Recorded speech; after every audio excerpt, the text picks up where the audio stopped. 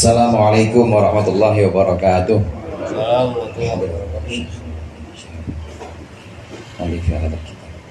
Al-Fatihah.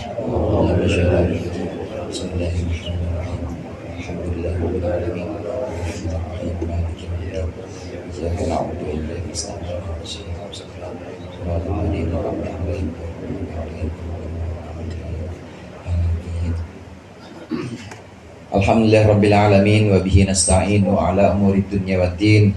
Wassalatu ala asyrafil mursalin Sayyidina Maulana Muhammadin wa alihi wa sahbihi ajma'in. Amma ba'du. Segenap jamaah Al-Halaqatul Munfarijah, baik yang datang dari dekat maupun yang datang dari jauh, yang dimuliakan oleh Allah.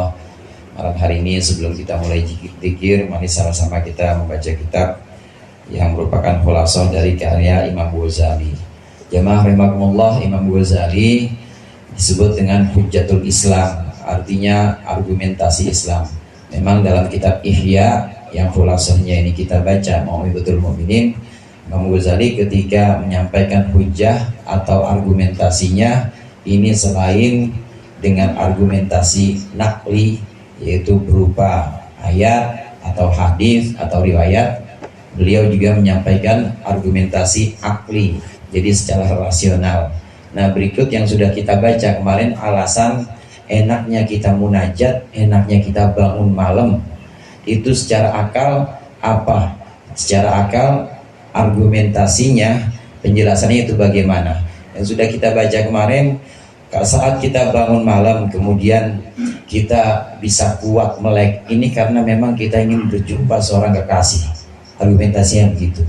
Mungkin ada sebagian dari kita yang dulu ya, waktu zaman pengen kawin, pengen nikah, itu udah besok udah pengen akad, kadang-kadang kagak bisa tidur ya, kagak bisa tidur itu, padahal disuruh istirahat, udah lu istirahat lo, besok kecapean, susah banget tidur. Kenapa? Karena pengen ketemu dan juga pengen menghadapi sesuatu yang sangat penting, sesuatu yang sangat sakral. Begitu juga kita ketika bangun malam bisa kuat karena memang kita sedang bermunajat dengan kekasih. Ini alasan pertama yang secara akal bisa kita logikakan dan juga bisa kita renungkan. Alasan yang kedua, kalau terus kita bertanya, iya itu kan nganten, perempuan kelihatan mukanya, ya kelihatan cakepnya, kelihatan cantiknya, gaunnya juga kelihatannya. Ini Allah nggak kelihatan bagaimana? Ketahuilah bahwa justru yang tidak kelihatan itu, justru yang tidak terlihat ini akan tetap menjadi misteri dan kita akan terus benar-benar merindukannya.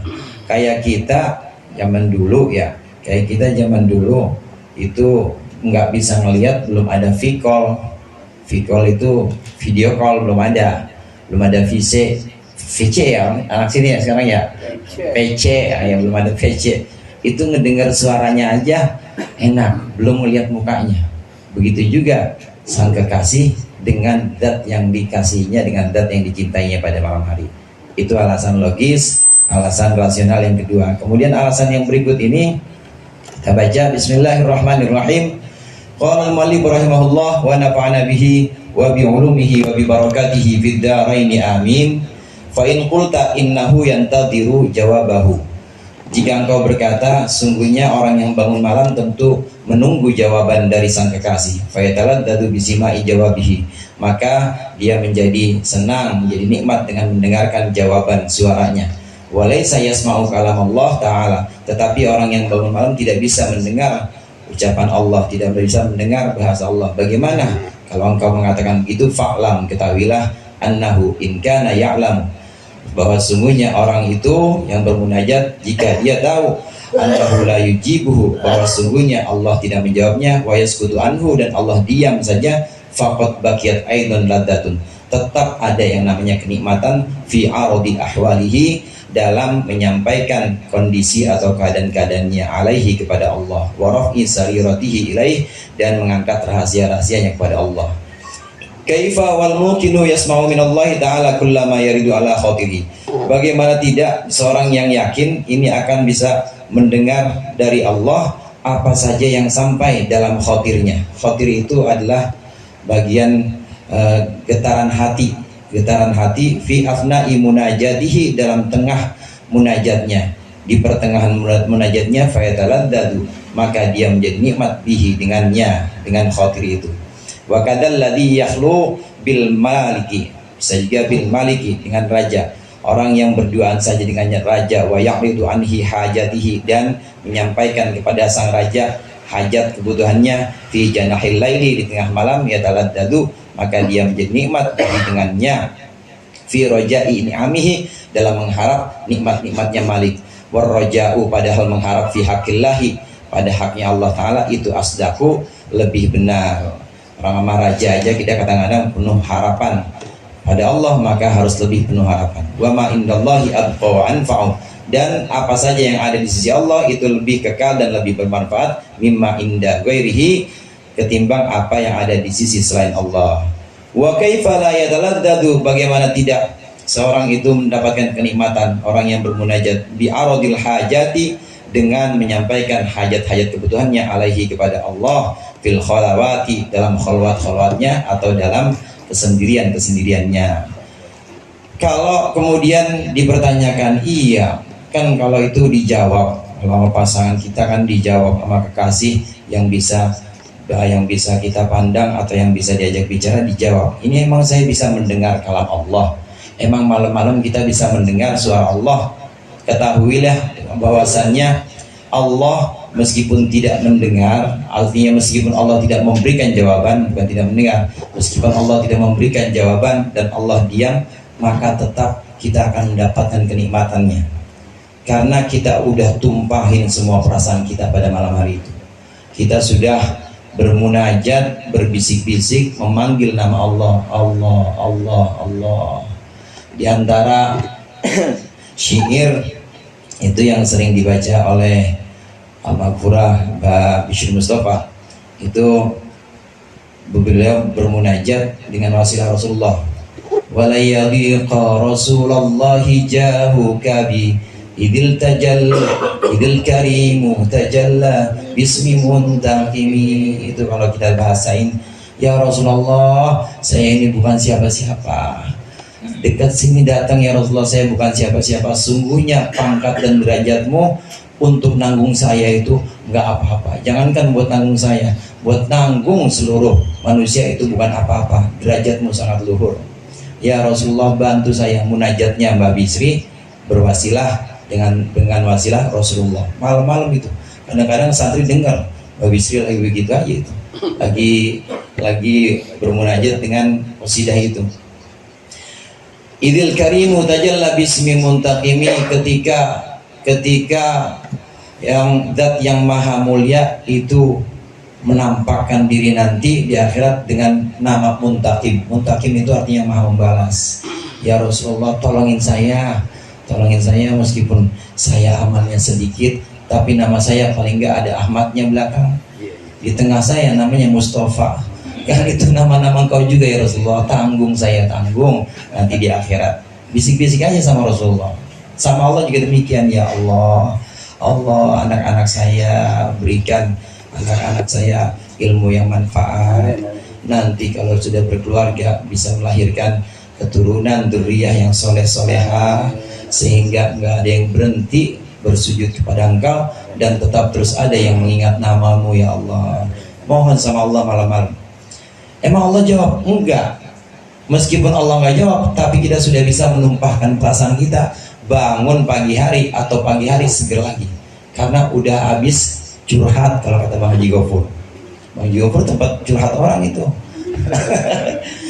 malamnya curhat lagi sama Allah. Curhat, ya Allah, itu teman saya kasihan amat.